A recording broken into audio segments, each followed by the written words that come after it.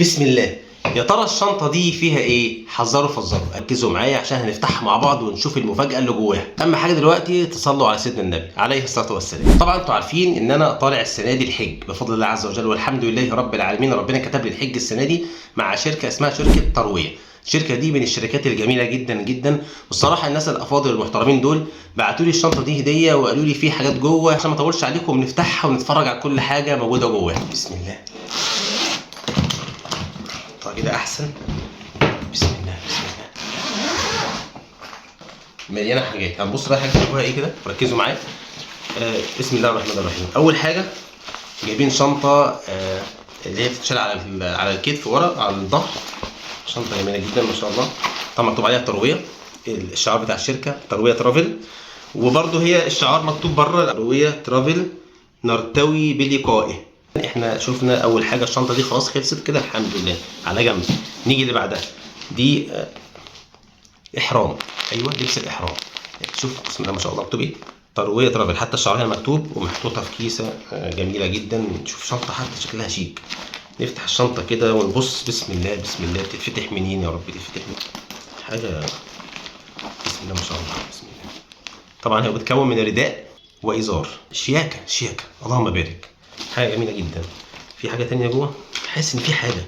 ايوه دي اللي هي الحاجات الكباسين او يسموها ايه، الدبابيس اللي بيتحط بيها في الاحرام وتمسك الاحرام كده. ده الاحرام. ايه تاني يا شريف؟ ايه تاني؟ الله بسم الله ما شاء الله. مصليه سوداء جميله جدا. بص كده، بص المنظر شكلها عامل ازاي. حاجه شياكه روعه ما شاء الله، جميله جدا والله. انا جدا بحب الاسود في الذهبي، الالوان دي بحبها جدا. دي مصليه عشان لو حبيت هناك مثلا اصلي مش معايا مصليه، الدنيا مش نظيفه في حاجه، فمصليه شياكه. في ايه تاني؟ دي كيس. ده شنطه دي اللي هي بتتشال، الصغيره اللي هي بتتشال على الظهر كده، او اللي هي الهاند دي بتبقى حاجه صغيره فيها سوسه اهي ما شاء الله جميله. ليه؟ عشان احنا لما نروح ان شاء الله منى، لما اروح منى هناك المفترض ان احنا هنقعد هناك حوالي 3 ايام.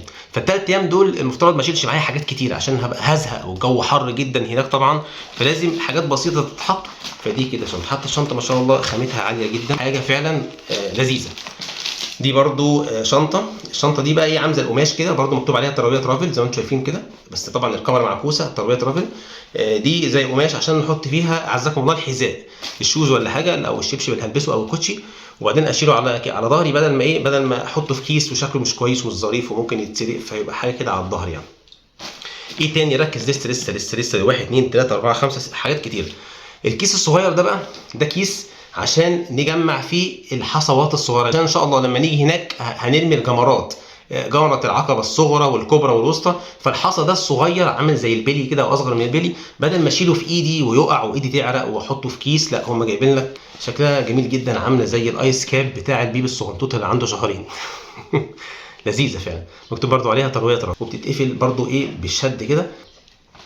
برضو جايبين ايه تاني؟ جايبين دي ايه؟ دي فلاسكه دي زمزميه. زمزميه او فلاسكه. بص ما شاء الله. ترويه ترافل، نفس الشعار برضو ترويه ترافل، باين صح؟ دي علشان نحط في الميه طبعا، بدل ما تحط بقى في زمزميه وتسرب، لا هي حاجه نظيفه جدا وحاجه خامتها عاليه ما شاء الله اللهم بارك. خشي. ايه تاني يا شريف؟ جايبين ايه؟ يا سلام، شمسيه. طبعا هناك الجو موت، حر نار، واحنا كرجاله المفترض ان الراجل ما يلبسش حاجه على راسه عشان ده من محظورات الاحرام، عشان يحمونا من اشعه الشمس المحترقه. جابوا لنا الشمسيه الحلوه دي. بص كده ركز معايا، حاجه كده ايه، افتخر. طبعا انا مش هينفع افتحها عشان لو انا فتحتها مش هعرف المها. ايه تاني يا شريف؟ جايبين برضو اجنده دي برضو مكتوب عليها ترويه ترافل. اجنده عشان نكتب فيها اي حاجات، مذكرات. انا الصراحه بحب الحاجات دي قوي في كتابه الدروس والمحاضرات، ولو في اي حاجه جت خاطره في بالي ولا حاجه اكتبها هنا. والصراحه والله يا اخوانا الخامات ما شاء الله كلها نظيفه جدا وعاليه، اللهم بارك اللهم بارك. في ايه تاني؟ غمضوا عينيكم كده. باور بانك. والله العظيم ما كنت متوقع ان في باور بانك ده علشان خاطر طبعا المفترض ان انا مش هداني ماشي بالشاحن هناك، والدنيا هناك مفيش شواحن ومفيش بقى اسلاك ومفيش حاجه كهرباء، ممكن احتاس ممكن يكون واحد من الحجاج يتوه مننا ولا حاجه وعاوز ان هو يدور على الناس اللي معاه، فطبعا هيقعد ينادي مش هينفع، فلازم يتصل. فالاتصال ده لازم التليفون يكون 24 ساعه مشحون، ما ينفعش ان هو يفصل شحن، فيشحنه كويس وبعد كده ياخد الباور بانك ده. بص الباور بانك ده حاجه، حتى ده برضو كاتبين عليه الترويه ترافل. بص شايف الشياكه، حاجه جميله جدا جدا جدا بجد. انتوا لازم تجربوا التجربه دي، الشركه دي شركه محترمه. اخر حاجه وختامها مسك، احسن حاجه مصحف قران كريم. المصحف ده بقى ركز معايا، ده مصحف قطيفه ومذهب. بص شايف الذهبي ما شاء الله من جوه، بسم الله ما شاء الله اللهم بارك.